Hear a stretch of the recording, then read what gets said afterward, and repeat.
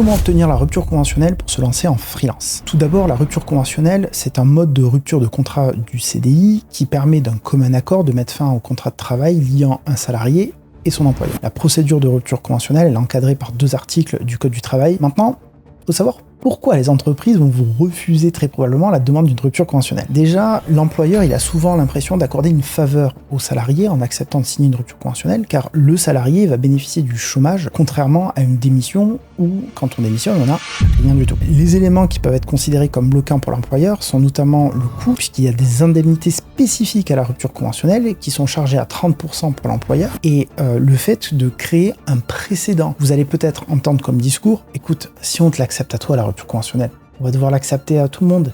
Et nous, on ne veut pas créer de précédent au sein de l'entreprise. Ou encore, vous allez peut-être entendre, ah non, mais au sein de notre entreprise, on n'accepte pas la rupture conventionnelle, on ne fait pas de rupture conventionnelle, c'est pas ça la politique de l'entreprise. Si tu es pas content, la porte est par là-bas. Ça, ce sont des éléments classiques que vous risquez d'entendre. Maintenant, quelles sont les erreurs à absolument éviter si vous demandez une rupture conventionnelle? Déjà, 1, menacer votre employeur. Évitez à tout prix les arrêts maladie, etc.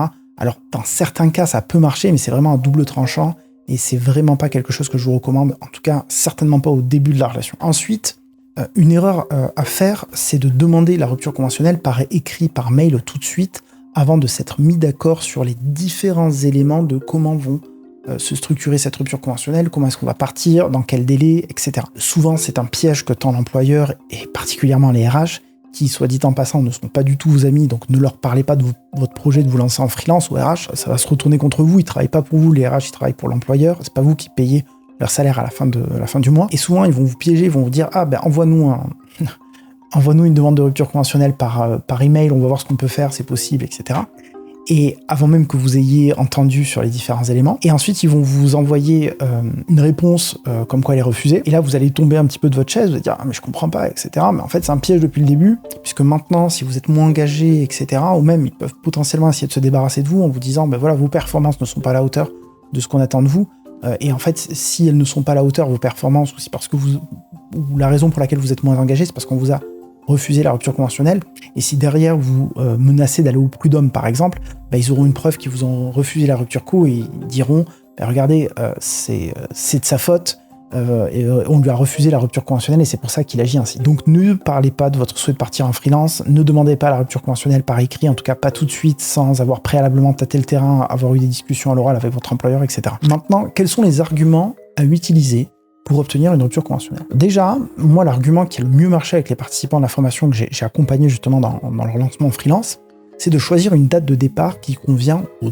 2 parties. Donc, potentiellement de partir plus tôt ou plus tard par rapport à ce que recherche votre employeur. Alors, plus tôt ou plus tard par rapport à quoi? Par rapport aux 3 mois de préavis, si vous êtes cadre, typiquement, ce qui est la norme aujourd'hui en France. 3e élément, vous pouvez dire à votre employeur que vous ne cherchez pas à avoir des indemnités particulières suite à votre départ, vous cherchez juste à partir dans les meilleures conditions avec le chômage. Ensuite, comment aborder le sujet?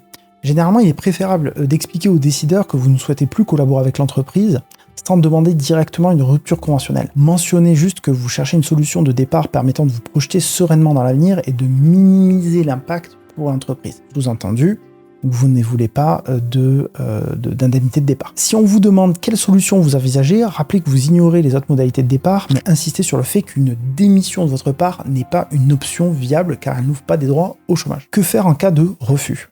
Il y a plusieurs leviers qui s'offrent à vous. Par exemple, vous pouvez dévoiler des leviers de négociation comme le fait que vous ayez effectué des heures supplémentaires parce que vous avez des preuves de mails envoyés le matin et de mails envoyés le soir qui prouvent que vous avez fait des heures supplémentaires qui ne vous ont jamais été rémunérées. Vous pouvez aussi consulter un médecin du travail pour vous mettre en incapacité, ce qui entraînera un licenciement avec des indemnités similaires à celles d'une rupture conventionnelle. Attention, c'est très risqué, c'est à double tranchant, je recommande vraiment idéalement de pas du tout arriver jusque-là. Et enfin, vous pouvez démissionner et reproposer une offre en offrant la possibilité à votre employeur de partir à une date qui l'arrange, parce que parfois les employeurs vont penser que vous bluffiez en fait, dans ce souhait de partir, et maintenant que vous avez démissionné ou que vous avez la lettre de démission entre les mains, eh bien peut-être qu'ils seront beaucoup plus à même de négocier. Maintenant, si vous êtes salarié dans l'IT, que vous avez plus de 4 ans d'expérience et que vous souhaitez vous lancer en freelance, on a accompagné des dizaines de personnes à se lancer dans l'IT sereinement. Donc si on travaille ensemble, on définira un plan d'action de A à Z pour vous aider à vous lancer sans risque.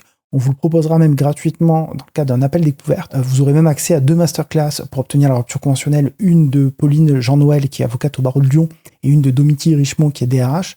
Je vous invite à réserver un rendez-vous, vous allez avoir des dizaines de témoignages sur la page de gens qu'on a accompagnés justement dans le développement de leur activité et dans leur lancement en freelance.